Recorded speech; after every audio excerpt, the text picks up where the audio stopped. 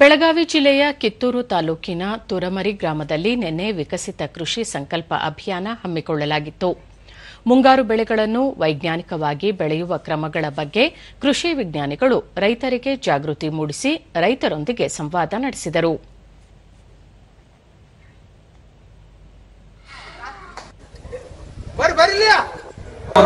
ಕೀಟನಾಶಕ ಹಚ್ಚತಕ್ಕಂಥದ್ದು.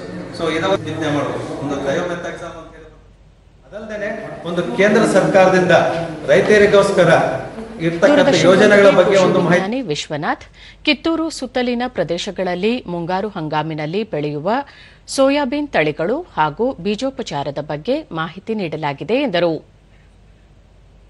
ಕಾರ್ಯದಲ್ಲಿ ತೊಡಗಿಕೊಂಡಿದ್ದಾರೆ. ಸುಮಾರು 2000ಕ್ಕಿಂತ ಹೆಚ್ಚು ಒಂದು ವೈಜ್ಞಾನಿಕ ತಂಡಗಳು ಈ ಒಂದು ದೇಶದಲ್ಲಿ ಈಗ ಸಂಚರಿಸ್ತಾ ಇದ್ದಾವೆ. ಸುಮಾರು ದಿನಕ್ಕೆ ಒಂದು ತಂಡದಲ್ಲಿ 3 ಹಳ್ಳಿಗಳನ್ನು ನಾವು ಕವರ್ ಮಾಡ್ತಾ ಇದ್ದೀವಿ. ಮತ್ತೋರ್ವ ಕೃಷಿ ವಿಜ್ಞಾನಿ ಎಸ್ಎಸ್ ಹಿರೇಮಠ ವಿವಿಧ ಹಂತಗಳಲ್ಲಿ ಗೊಬ್ಬರದ ನಿರ್ವಹಣೆ ಕುರಿತು ಅರಿವು ಮೂಡಿಸಲಾಗಿದೆ ಎಂದು ತಿಳಿಸಿದರು. ಈ ಒಂದು ಬೀಜೋಪಚಾರ ಮಹತ್ವ ಬಹಳಷ್ಟು ಮಹತ್ವ ಇದೆ. ಸುಮಾರು ಯೂನಿವರ್ಸಿಟಿ ಬಿಟ್ಟು 30 ವರ್ಷ ನಾವು ಯಾರೂ ಮಾಡ್ತಾ ಇಲ್ಲ. ಕಾರಣ ತಾವೆಲ್ಲ ರೈತ ಬಂದವರು ಏನು ಮಾಡ್ಬೇಕಂತ ಹೇಳಿದ್ರೆ ಮೊದಲು ನಾವು ಹೇಳಿದಂಗೆ ಒಂದು ಶಿಲೀಂಧ್ರನಾಶಕ, ಎರಡನೇದು ಕೀಟನಾಶಕ, ತದನಂತರ ಅಣುಜೀವಿ ಗೊಬ್ಬರ, ಈ 3 ಬೀಜೋಪಚಾರ ಮಾಡಿ ನೀವು ಬಿತ್ತೋದ್ರಿಂದ ಸುಮಾರು ನೀವು ಇಳುವರಿ 10ರಿಂದ 15% ಇಳುವರಿ ಹೆಚ್ಚಿಕೊಂಡು ಬಂದಿತ್ತು. ನಾವು ನೋಡಿ ಲಾಸ್ಟ್ ಟೈಮ್. ರೈತ ಮಹಂತೇಶ್ ಹಿರೇಮಠ ಕಿತ್ತೂರು ಭಾಗದಲ್ಲಿ ಬೆಳೆಯುವ ಬೆಳೆಗಳ ನಿರ್ವಹಣೆ ಕುರಿತು ಉಪಯುಕ್ತ ಮಾಹಿತಿ ದೊರೆತಿರುವುದಾಗಿ ಹೇಳಿದರು.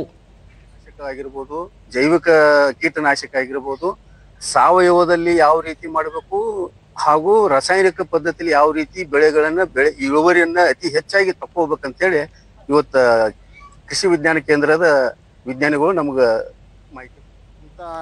ಮತ್ತೋರ್ವ ರೈತ ಸಿದ್ದಪ್ಪ ಅರಗೋಲ, ರೈತರಿಗೆ ಕೃಷಿ ಬಗ್ಗೆ ಸೂಕ್ತ ಮಾಹಿತಿ ದೊರೆತಿದ್ದು ಇಂತಹ ಕಾರ್ಯಕ್ರಮಗಳು ಹೆಚ್ಚಾಗಿ ಜರುಗಬೇಕು ಎಂದರು.